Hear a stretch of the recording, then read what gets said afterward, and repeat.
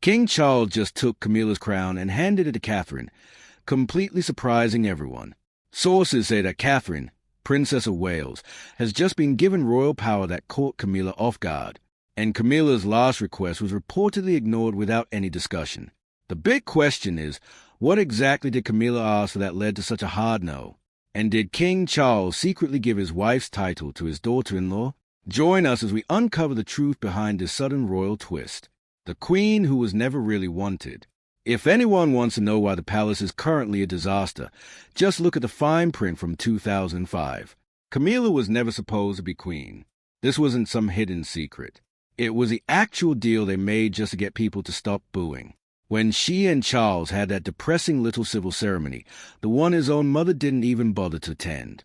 The official word was that she'd stay a princess consort. Queen Elizabeth says she wanted Camilla, the Duchess of Cornwall, to be known as Queen Consort. The royals weren't being humble. They were just terrified of the public because they knew Diana's ghost still had better approval ratings than the two of them combined. That promise lasted about as long as a New Year's resolution. Like most things that behind those palace walls, it died the second ambition got in the way. When the Queen finally kicked the bucket in 2022, Charles took the throne and dragged Camilla right up there with him as Queen Consort. That old princess consort deal was tossed into the trash like an embarrassing receipt.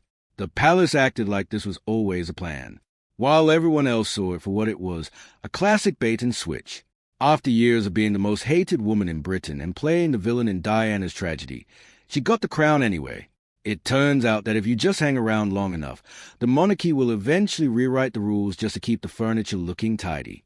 Even with a crown on her head, she was reportedly standing on a floor made of thin ice. People working inside the palace claimed that Camilla was left out of the big loops you would expect a queen to be in. Her office was allegedly kept in the dark about things like succession plans and the future of the monarchy.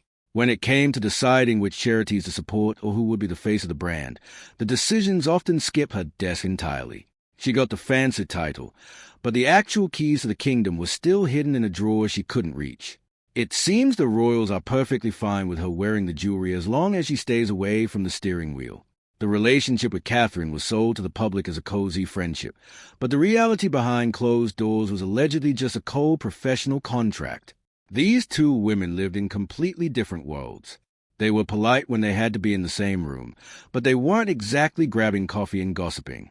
Anyone watching them could see the warmth was about as real as a scripted reality show. It looked like two rival diplomats shaking hands for a photo op. Once the cameras were gone, the smiles disappeared and they went back to their separate corners. But behind the scenes, things were already starting to change in a quiet but important way. If their relationship was never truly close, was it only a matter of time before that distance led to a shift in power? Catherine's rise to power. While the world was busy obsessing over Harry and Meghan's endless Netflix dramas and book tours, a much bigger move was allegedly happening behind the scenes. Catherine wasn't just showing up to smile and cut ribbons for the cameras. She was quietly building a level of power and respect that caught everyone off guard. This wasn't about looking good in a dress. Sources say it was a cold, calculated play to make herself the only person in the building who actually matters. She was playing the long game while everyone else was fighting over podcast titles. It is honestly impressive to watch someone turn a hobby of shaking hands into a strategic takeover while the rest of the family is busy airing their dirty laundry on global television. Her project on early childhood wasn't just another royal hobby. While most of the family is happy to just stand around looking important, Catherine actually brought in scientists and government officials to talk about neuroscience. This was a serious move into real policy work that hasn't been seen in decades. It gave her a seat at tables where being a princess usually isn't enough to get people to listen. She started talking about data and social impact instead of just posing for the usual boring charity photos. Sources say she was actually getting things done, and even the king couldn't ignore the fact that she was becoming the most competent person in the room. Then the health crisis hit and basically blew up the entire palace playbook.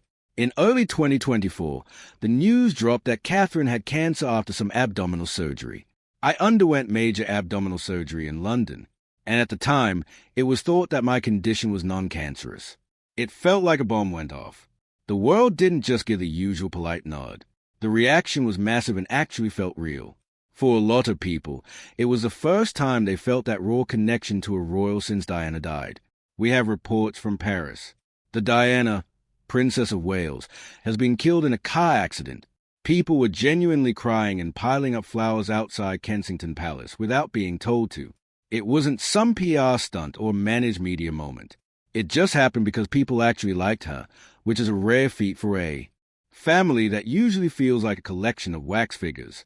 The way Catherine handled being sick reportedly moved her up the ladder, not just with the fans, but inside the palace walls, too. She didn't panic. She put out that calm video, took her time coming back, and kept her kids out of the mess while dealing with a nightmare. By late 2024, sources were telling People magazine that her behavior made King Charles, who was busy fighting his own cancer, really stop and think about the future. He was allegedly asking himself who actually has the public's trust and who has the spine to keep the lights on. It turns out that nothing says promotion like staying classy while your life is falling apart. The big question was who actually had the guts to carry the crown through the next disaster. According to people on the inside, the answer was becoming pretty obvious. Catherine was the one on the way up.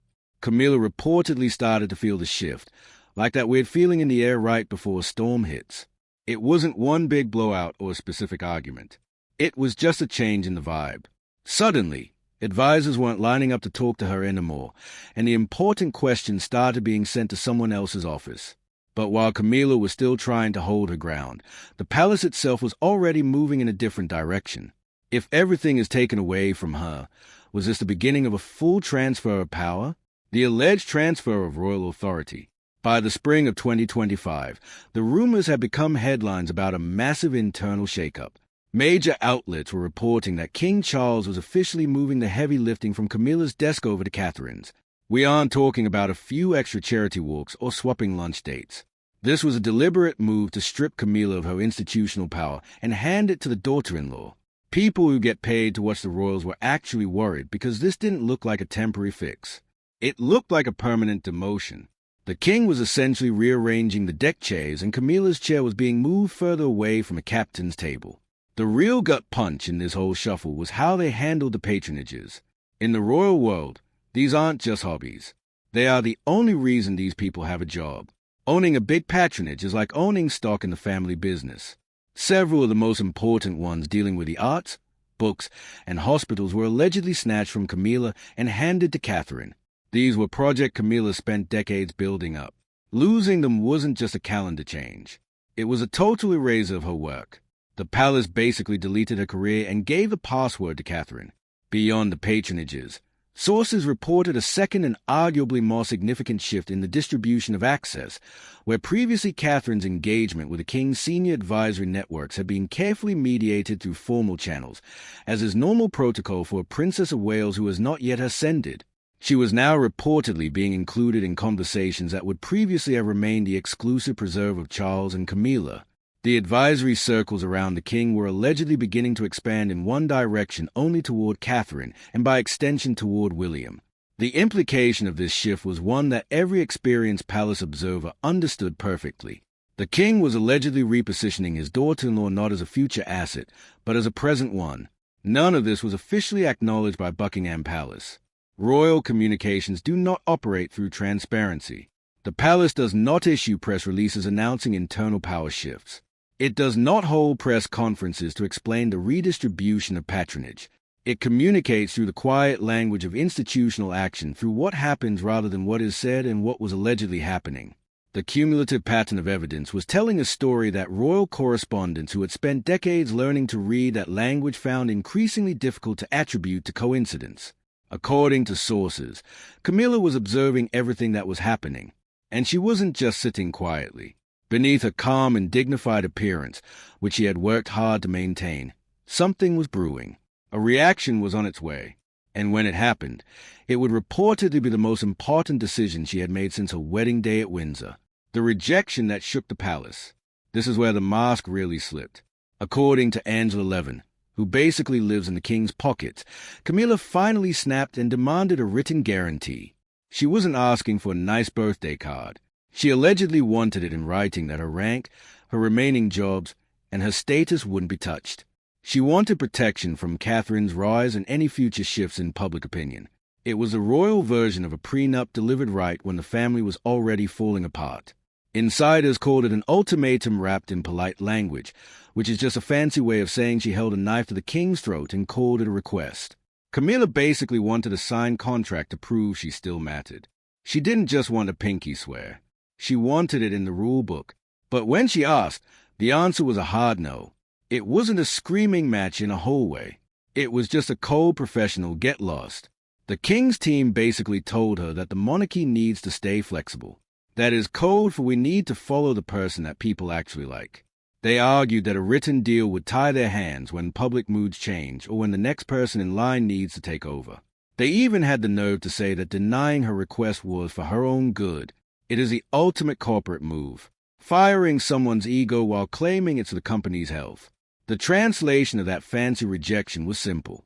No. The palace basically told her she could keep the fancy title and her spot in the parade, but the actual power was off the table. They wouldn't put her authority over the charities in the inner circle in writing because a contract makes it too hard to change your mind later. They need the freedom to snatch that power back the second it suits them, and a signed paper is just a pesky obstacle to A.